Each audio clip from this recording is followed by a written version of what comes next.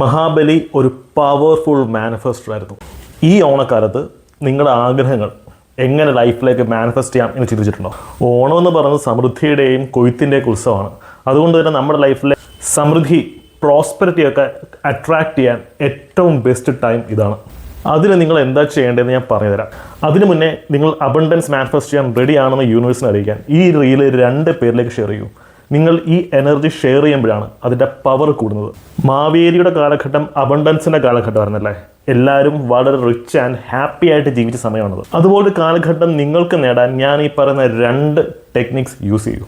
First, gratitude practice ചെയ്യുക. നിങ്ങൾ ഓണസദ്യ കഴിക്കുമ്പോഴും ഓണം ആഘോഷിക്കുമ്പോഴും കുടുംബത്തോടൊപ്പം സമയം ചെലവഴിക്കുമ്പോഴെല്ലാം നിങ്ങൾ എത്രത്തോളം ഭാഗ്യവാനാണ്, അല്ലെങ്കിൽ നിങ്ങളുടെ ലൈഫിൽ നിങ്ങൾക്ക് ഗ്രാറ്റിറ്റ്യൂഡ്, നന്ദി തോന്നുന്ന കാര്യങ്ങൾ എണ്ണിപ്പറഞ്ഞ് ഗ്രാറ്റിറ്റ്യൂഡ് എക്സ്പ്രസ് ചെയ്യൂ. ഈ ഒരു പ്രാക്ടീസ് നിങ്ങളുടെ അബണ്ടൻസ് മൈൻഡ് സെറ്റിനെ എൻഹാൻസ് ചെയ്യാൻ ഹെൽപ്പ് ചെയ്യും. ഈ പ്രാക്ടീസ് ചെയ്ത് ഈ വർഷം മുഴുവൻ അബണ്ടൻസ് മാനിഫെസ്റ്റ് ചെയ്യാൻ നിങ്ങൾ റെഡി ആണെങ്കിൽ ഓണം എന്ന് കമൻറ്റ് ചെയ്യൂ. ടെക്നിക് നമ്പർ 2, നിങ്ങൾക്ക് സമൃദ്ധി, പ്രോസ്പെരിറ്റിയാണ് വേണ്ടതെന്നുണ്ടെങ്കിൽ നിങ്ങൾ ആദ്യമേ മനസ്സിനെടുത്ത് കളയേണ്ടത് നിങ്ങൾ ലക്കിയല്ല, നിങ്ങളുടെ ലൈഫിൽ നിങ്ങൾക്കൊന്നുമില്ല എന്നുള്ള ആ ഒരു നെഗറ്റീവ് ചിന്താഗതിയാണ്. അതിന് നിങ്ങളുടെ അബണ്ടൻസ് മൈൻഡ് സെറ്റ് വളർത്തണം. നിങ്ങൾക്ക് ലൈഫിൽ വിജയം വേണമെങ്കിൽ നിങ്ങൾ വിജയത്തിന് അർഹനാണ്.